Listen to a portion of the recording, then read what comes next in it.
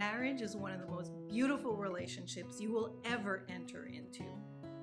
Yet, after centuries, couples are still getting divorced, and it's extremely traumatizing. And so you're wondering, how can we fix this? There is a solution, and it's through education, obviously, yet so little of us are unaware of it. Let's think of it this way. If you and your best friend wanted to open up a business, the first thing you would do would be to have a business plan, to figure out your strengths, your 5-year goals, your 10-year goals. If you have employees, how will you manage them? Yes, it starts off with love, and that's a vital part of it. And your love will actually nurture your soul, your heart, your love. But your marriage needs a business plan. Except that with marriage, there are a lot of emotions involved. And love is one of the most beautiful one of them. So love is important in marriage, obviously, because that'll nurture your soul, your heart. But your commitment to marriage, that needs a life plan. There are so many moving parts to marriage, so many layers. And unless you've been married for 10 or 20 years, as a newlywed, you have no clue what you're getting into. And it's not fair to you, because there should be some type of exercise you can do to actually get better at this. And there are many of them. You just have to pick the right one. So when you ask couples these days, what do they want from their marriage?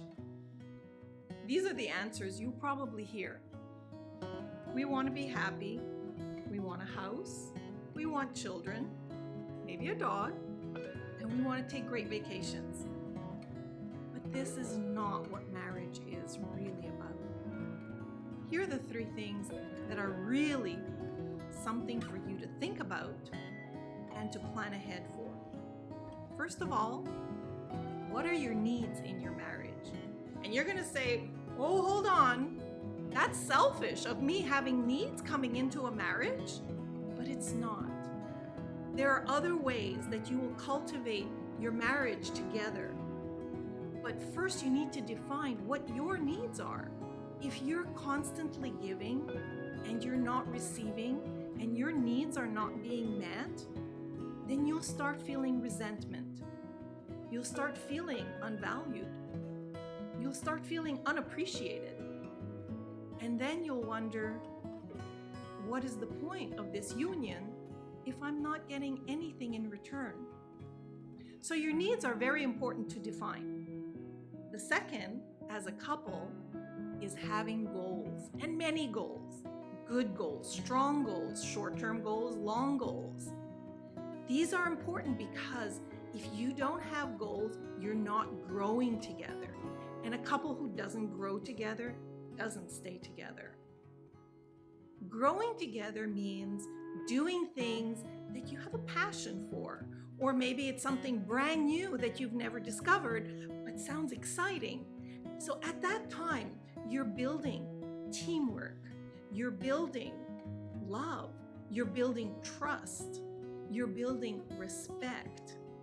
Because the more things you do together, the more you get stronger as a couple. And that is really vital. And the third, you'll be very surprised to hear, is retaining your individuality. Yeah, you heard me right.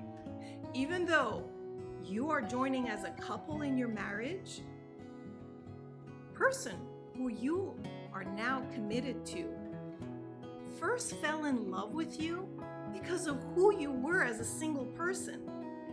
Why would you give that up? You don't want to wake up one day and say, who am I?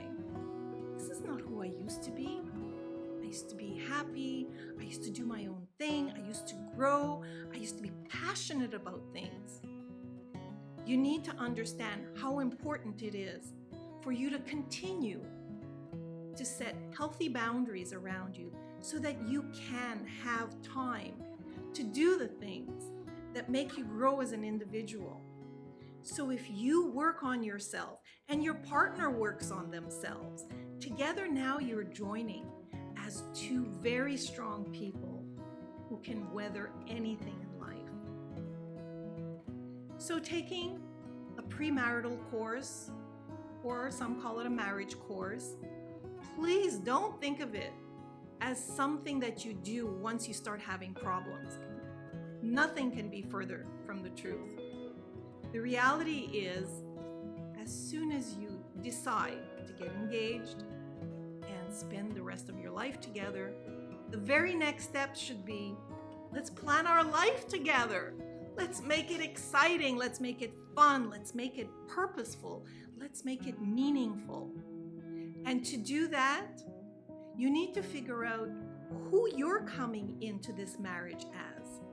Because if you're still working through traumas, if you're still working through parts of you that are unfulfilled, there'll be gaps in the relationship. So it's something that you need to keep nurturing and working on. But being aware is really the first step. So by going through a course, you'll develop what your strengths are, your weaknesses, that you could start working on them. This will help you to communicate better. You'll also define why you and your partner think the way that you do and make decisions, because it's all based on what we've learned in the past, our surroundings, our family, and where we got our lessons from. So you need to understand this to communicate better. You also want to define your needs, your boundaries, your goals, your visions. How did you always picture marriage before you got married? Are you still true to those visions, or do you want something different maybe now in life? And that's okay. You probably will want to revise all your visions within the next 5 years, because you will change as a person. We grow all the time, and as we grow, we get new desires, new excitements, new passions, and we should include them into our visions. So I beg you, please roll up your sleeves, do the work, and find the course that'll help you shape your lives into something that'll bring you passion every single day, that'll make you so happy to get out of bed. Because honestly, if you don't have happiness, what is the point? Stay happy, stay in love, stay true, and see you